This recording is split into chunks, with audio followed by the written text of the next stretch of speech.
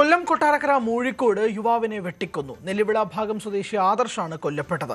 അയൽവാസി സുനിൽകുമാർ പോലീസ് പിടിയിലാണ്. മദ്യപാനത്തിനിടെ ഉണ്ടായ തർക്കം കൊലപാതകത്തിൽ കലാശിച്ചതായി പോലീസ് പറയും. കഴിഞ്ഞ ദിവസമാണ് ഈ ഒരു സംഭവം ഉണ്ടായത്. നമുക്ക് ദൃശ്യങ്ങൾ കാണുന്ന ഈ വീട്ടിലായിരുന്നു രണ്ടുപേർ തമ്മിൽ മദ്യപിക്കുകയും ഒരാളെ വെട്ടിക്കൊലപ്പെടുത്തുകയും ചെയ്തു. ദൃശ്യങ്ങളിൽ തന്നെ കാണാൻ കഴിയും ഒരാൾ വെട്ടേറ്റ് കിടക്കുന്നത്. ഇത് ഈ പ്രദേശത്തെ 30 വയസ്സുകാരനായ ആദർശാണ്.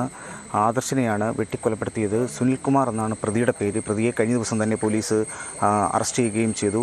ഇരുവരും തമ്മിലുണ്ടായ ഒരു വാക്കുതർക്കമാണ് ഇത്തരത്തിലുള്ളൊരു കൊലപാതകത്തിലേക്ക് നയിച്ചതെന്നാണ് പോലീസിൽ നിന്നും അറിയാൻ കഴിയുന്ന വിവരം. സംഭവവുമായി ബന്ധപ്പെട്ട് പുത്തൂർ പോലീസ് അന്വേഷണം ആരംഭിച്ചിട്ടുണ്ട്.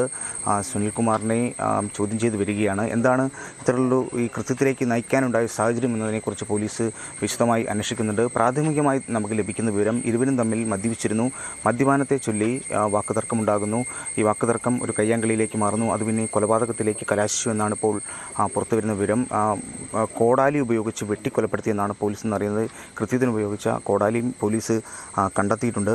നമുക്ക് ദൃശ്യങ്ങൾ കാണാം. വീടിൻ്റെ സിറ്റ് ഔട്ടിലാണ് മൃതശരീരം കിടക്കുന്നത്. ഇതുമായി ബന്ധപ്പെട്ട് പോലീസ് ഇപ്പോൾ ഇൻക്വസ്റ്റ് നടപടികൾ ഇപ്പോൾ ആരംഭിക്കും. അതിനുശേഷമാകും പോസ്റ്റ്മോർട്ടത്തിനായിട്ട് മൃതശരീരം ആശുപത്രിയിലേക്ക് കൊണ്ടുപോകുക. തുടർ നടപടികൾക്ക് ശേഷമാകും ബന്ധുമിത്രാദികൾക്ക് മൃതശരീരം വിട്ടു നൽകുക. എന്തായാലും ഈ ആദർശിൻ്റെ വിയോഗം നാട്ടുകാരെ വലിയ രീതിയിൽ ദുഃഖത്തിലാഴ്ത്തിയിട്ടുണ്ട്.